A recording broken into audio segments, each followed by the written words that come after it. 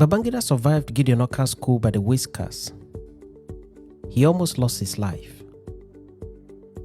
When he recovered from the attack, one of the first things he did was to have a meeting with Julius Berger PLC and begin the process of the award of contract for the construction of a more protected, sophisticated, but highly restricted residence and workplace for the president of the country. In Back in History, we will take you back in time to the events that occurred in the historical past.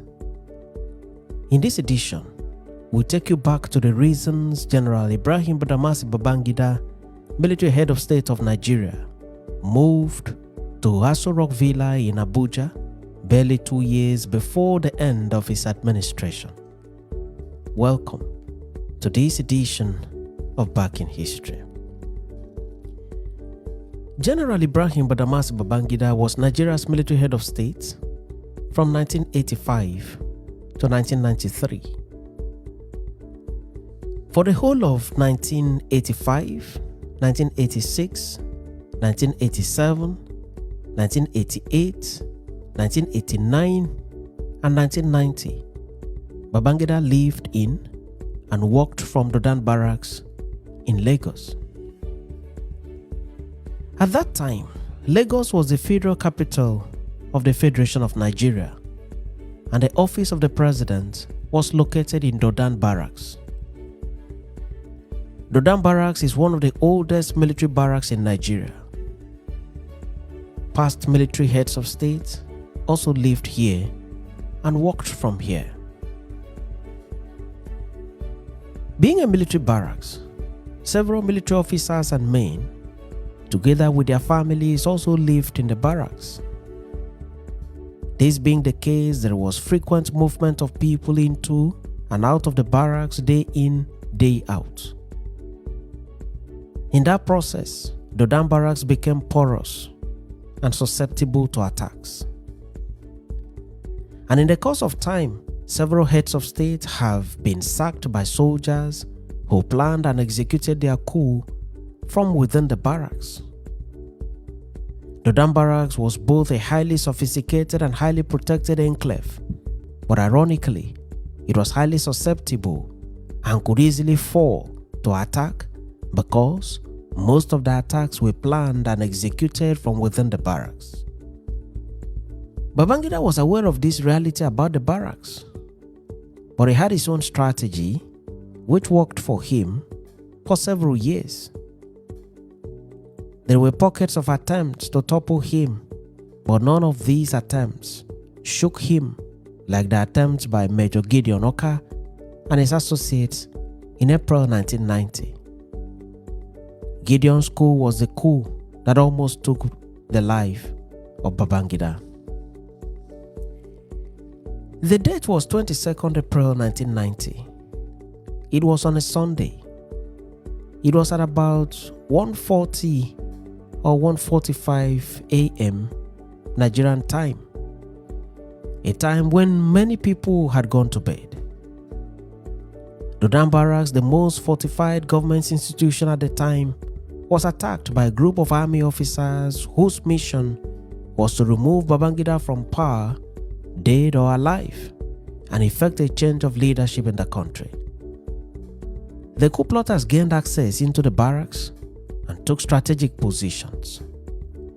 One of their major targets was the residence of General Ibrahim Badamasi Babangida. The residence came under ferocious attack, and almost every part of it was destroyed by random shooting by the coup plotters. The attack was so ferocious and intense, and the bedroom of the head of state was almost completely destroyed, and the coup plotters thought that Babangida had been killed by the gunfire. Unknown to the coup plotters, Babangida and members of his family had been ferried out of the building by Lieutenant Colonel UK Bello, who was Babangida's ADC at the time. It has been reported that at the time the coup plotters gained access to the barracks, UK Bello was sleeping in his quarters, which was directly opposite the residence of the head of state. It was the sound of the gunfire that woke him up.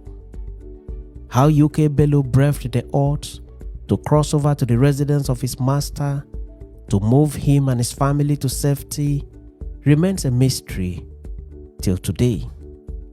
Babangida and his family were ferried across the fence and taken to safety in the neighborhood. It is reported that Babangida and his family were taken to the house of one of Babangida's friends outside the barracks. Babangida was safe, so also were members of his family. But Babangida and his wife Mariam would never forget the experience of the said dates. Their body and souls were terrified beyond description, having come face to face with death. Having secured the safety of the first family, UK Bello returned to the barracks. His mission was to engage the coup plotters, chase them away, and take over the seat of power to ensure the return of his boss. At the time of his return, the coup was in full gear. Everywhere was charged. Bello did not know that his return to the barracks would mark the end of his life. He found his way to one of the armored tanks and entered the tank prepared to engage the coup plotters. Bello began to press the buttons in the tank, but unknown to him, the firing pins of the armored tanks had been removed by the maintenance engineer who last serviced the tank. The said engineer did so on purpose, as he was later identified as one of the coup plotters. While Bello was in the armored tank, he was sighted by the coup plotters, who got closer and shot him at close range. Bello died instantly inside the armored tank. At this time, Radio Nigeria had been taken over by some of the coup plotters, and Major Gideon Oka was making his broadcast to the nation, announcing the coup and the reasons for the coup. Gideon and his men were eventually overpowered and captured by the team led by Lieutenant General Sani Abacha, who was Babangida's right-hand man, trusted friend, and colleague and close ally in military uniform.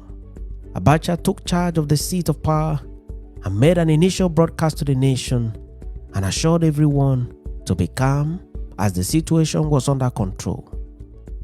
He then made contact with the head of state, who then made his way back to the barracks and also made a speech to the nation, reassuring everyone that he is still the man in power and that the coup plotters had been dislodged.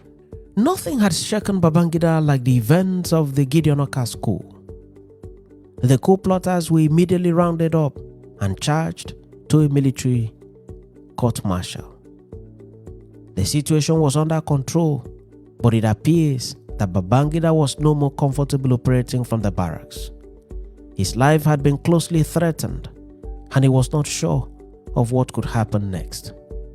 He fortified his security, but still did not trust the Dan barracks anymore. Babangida then commissioned the construction giant Julius Berger PLC to give him an architectural design of a presidential lodge comprising the official workplace of the president. He added that the lodge is to be sited at Abuja, which had already been proposed as the new Federal Capital Territory of Nigeria in 1976 by the government of General Murtala Mohammed. For Babangida, the presidential lodge needed to be constructed without any delay whatsoever to fast-track the relocation of the seat of power from the Dan barracks to Abuja, and to further fast-track the relocation of other arms of government to the new Federal Capital Territory. Julius Berger went to work, used the best set of architects and engineers. They literally worked day and night, and on the dot of 13 months, the villa was completed and ready for habitation.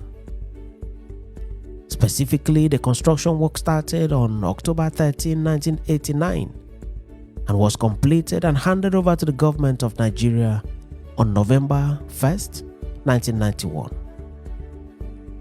What was handed over was a magnificent edifice comprising the office of the president and the seat of power, and also comprising the official residence of the president and members of his family.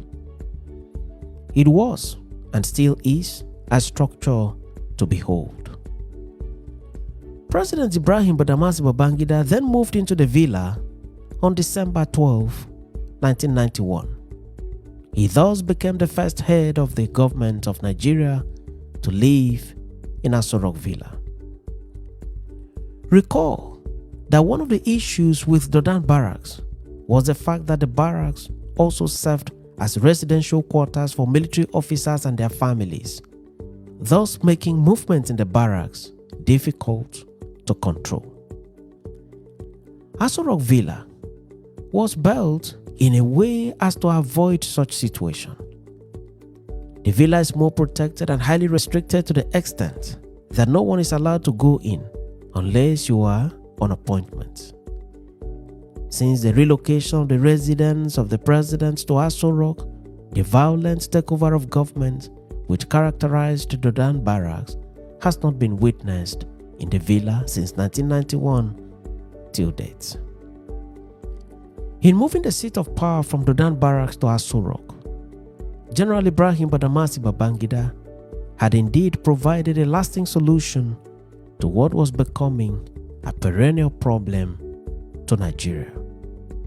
Thanks for watching this episode of Back in History, and do remember to subscribe to the channel for regular notifications on every new video.